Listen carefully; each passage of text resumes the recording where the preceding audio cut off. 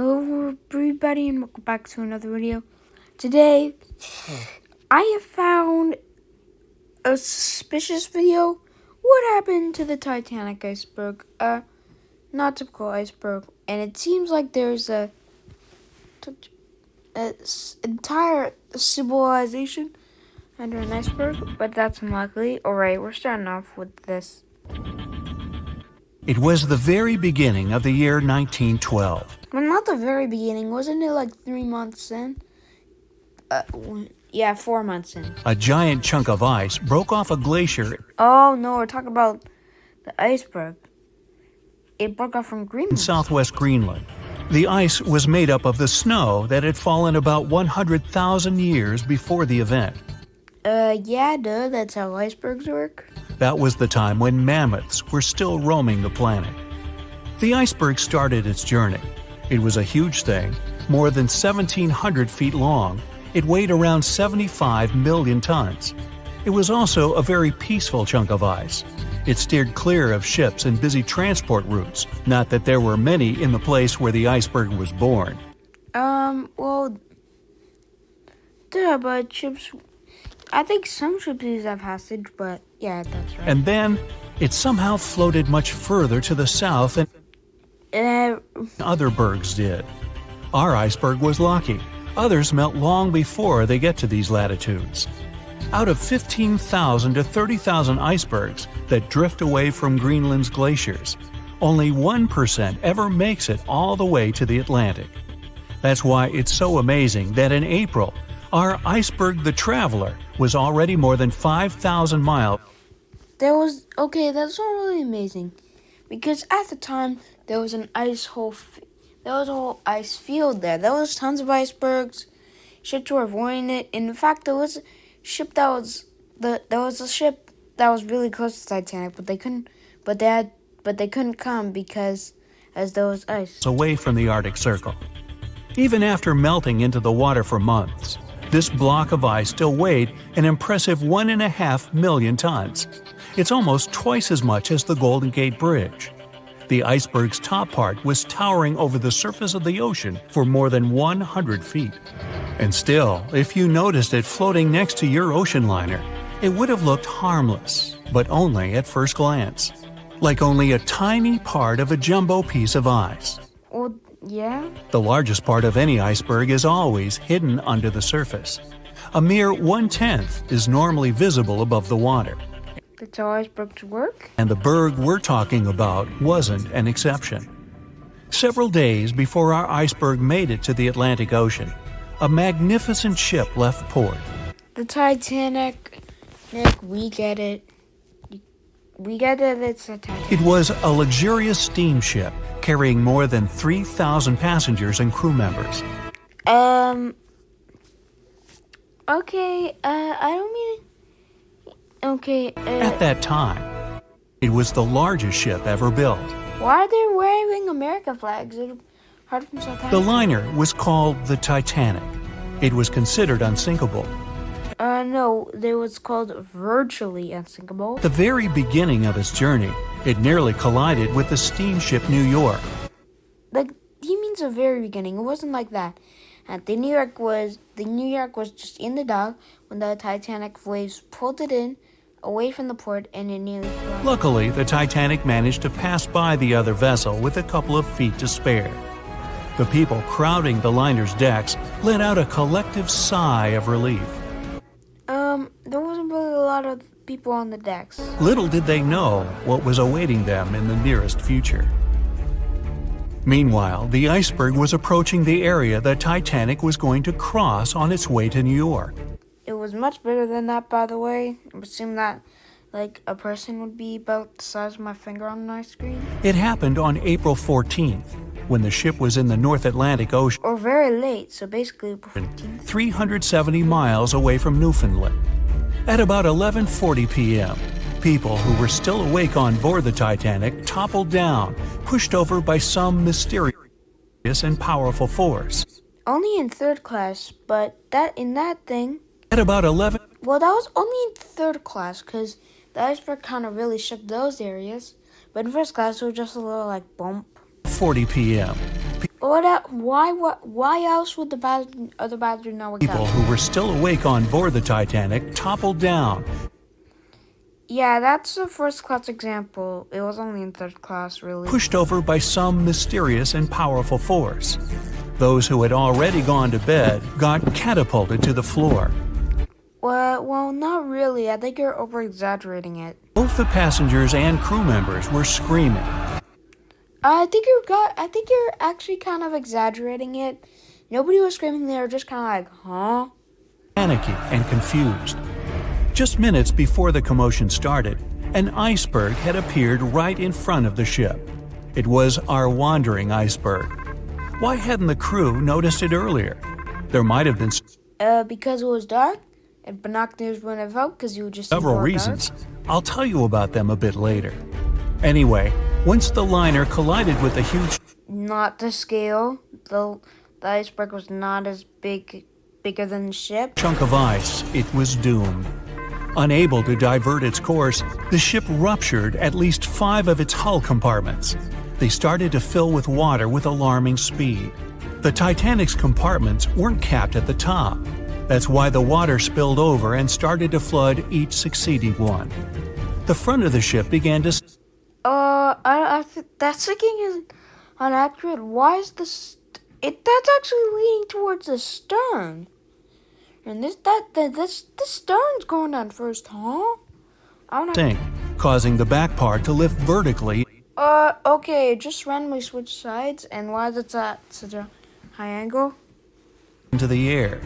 And then, with a deafening Okay, so why are the funnels still up? I guess I can't really criticize their animation. They're just. roar, the liner broke in half. The rest is history. But few people know what happened to the iceberg after the ship had hit it. It gets us back to the question of why no one had spotted the floating ice mountain until it was too late. It was because of a collection of the weather, the calm water, all that stuff. Let's track the events of that fateful day. At around 6 p.m., Captain Smith finally decides to change the Titanic's course. He's been receiving iceberg warnings throughout the entire day. The ship starts to head further to the south, but the speed remains the same. At 9:40 p.m., another ship informs Titanic about a vast ice field packed with icebergs. I'm pretty sure that's California. They're gonna be like. Is that the California? Unfortunately, this message never reaches the liner's bridge. Oh yeah, It was probably the Californian, and they sent it. And the guy was trying to basically what happened was the guy was trying to communicate with the really small ship, and the way that Morse code works is you have to turn the volume up. The further away the ship is, the quieter the dots are. So he was just so he had his volume on full. And then the Californian, which was really close, warned him, and it was so loud that he just responded angrily. At about 11 p.m., yet another steamship radios Titanic. They say the ice has surrounded them, making their Oh wait, it might be this ship one. stop. This message also gets ignored. Meanwhile, I'm pretty sure the captain went to bed at 9 p.m. So it would have been no use coming to the bridge because they already knew about the icebergs. the passengers on the luxury liner have already retired to their rooms.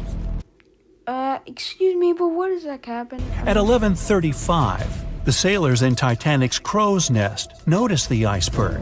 They ring the 11:35. No.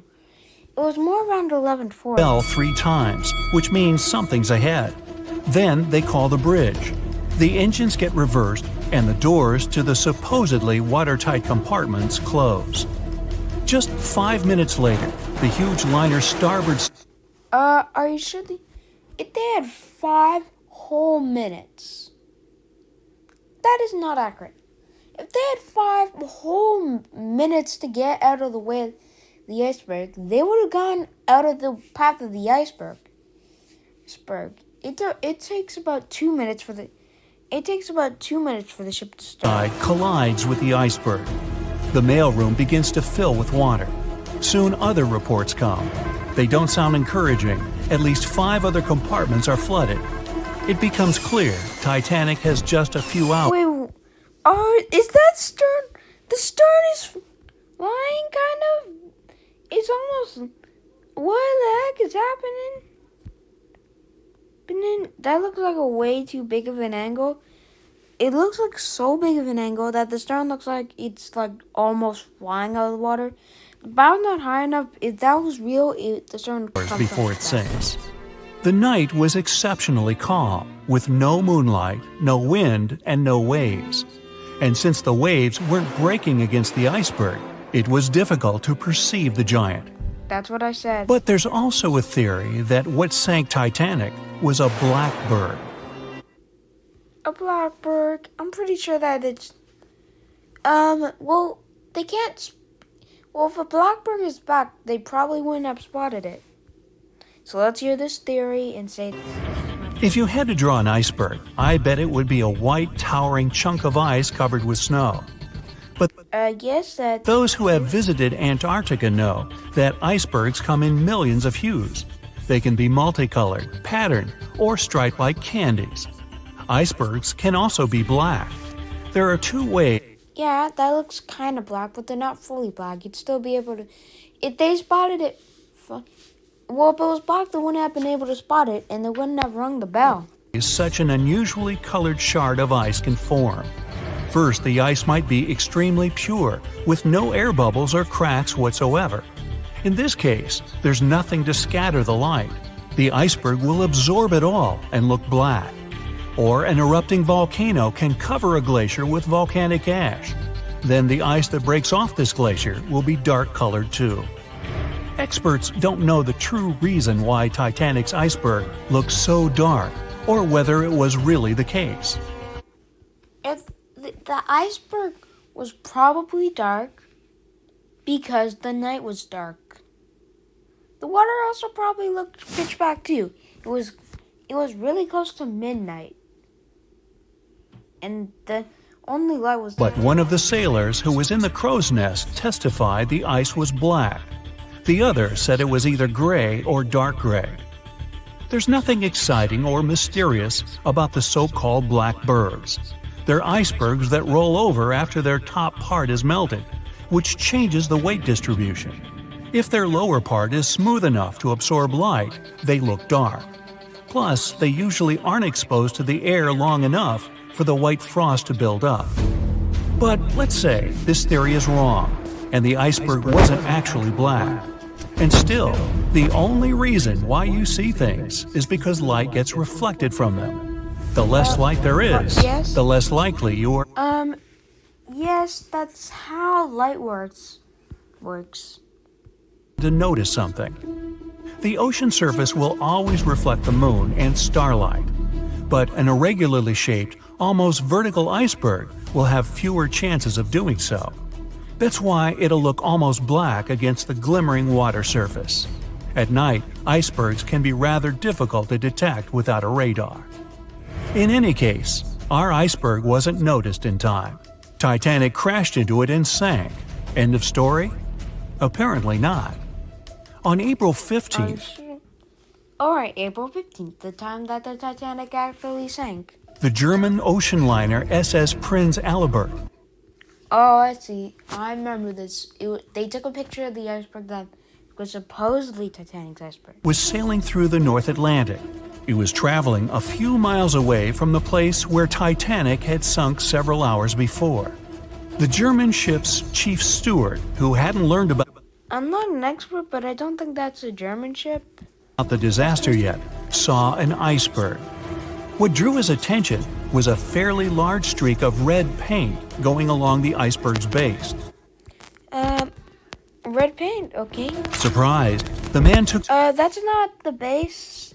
That's clear. There's clearly more ice. a photo of his discovery. He thought the paint meant a ship hit the iceberg during the past 12 hours. The next person who saw the infamous chunk of ice and took its photo was the captain of the vessel used to lay deep-sea telecommunications cables. The ship was sent to help in the area where Titanic had sunk.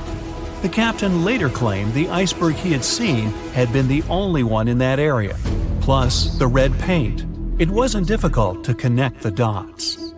In 2015, one of these photos was sold at auction for more than $32,000. And still, experts are unsure whether the image really shows the infamous block of ice. It might be Well, what else could the red paint be? another innocent iceberg that was floating nearby at that time. Well, then explain the red paint. It was 11:39 at night when the Titanic's lookout shouted, "Iceberg, right ahead!" Swift action Okay, that's a better time instead of 11:35. And why does that iceberg look... on the bridge to reduce speed and change the ship's course didn't help. And you already know how the story ends. Since then, we've regarded what happened to Titanic as a once-in-a-lifetime event. Is it, though? The Titanic sank in 1912. Forget about fancy GPSs or weather satellites. At the time, ships were responsible for warning each other about the location of icebergs. Yeah, Like a, "Hey man, trust me on this" situation. Then the Titanic disaster happened. To call it a disaster is an understatement, so specialists felt the need to form an organization to avoid this kind of accident happening again. That's why, a year later, they created the International Ice Patrol, or IIP for short. Up to this wait day, a sec. Are they using AI image generators? Oh no, that's just AI that generate images. this group has been responsible for giving ships advanced warnings about ice threats. IIP improved their methods over the years, from ship reports and aircraft patrols to satellite images. Recently, they've also been using oceanographic buoys, floating devices providing real-time information about ocean conditions up to 164 feet below Alright, I think this video is coming a little bit long. So I'm gonna just go ahead to the Titanic part. the surface to predict the potential drift of icebergs. Luckily, IIP is doing an excellent job in reducing ship iceberg collisions. But don't get too comfortable, because even the most advanced detection equipment can't entirely avoid an unfortunate situation. Between 1980 and 2005, there were 57 incidents involving vessels and icebergs. And the chilling truth is that today's ships are more likely to run into an iceberg than the Titanic was. Oh, no. I know this. Basically, global warming causes more icebergs to melt off and all that stuff. Studies have shown that 1,038 icebergs crossed the area where the Titanic What the heck is happening with this iceberg? sank back in Why 1912. is it changing? You might think that's a lot, but scientists say it's not really a big deal. Alright, well that's the end for today's video.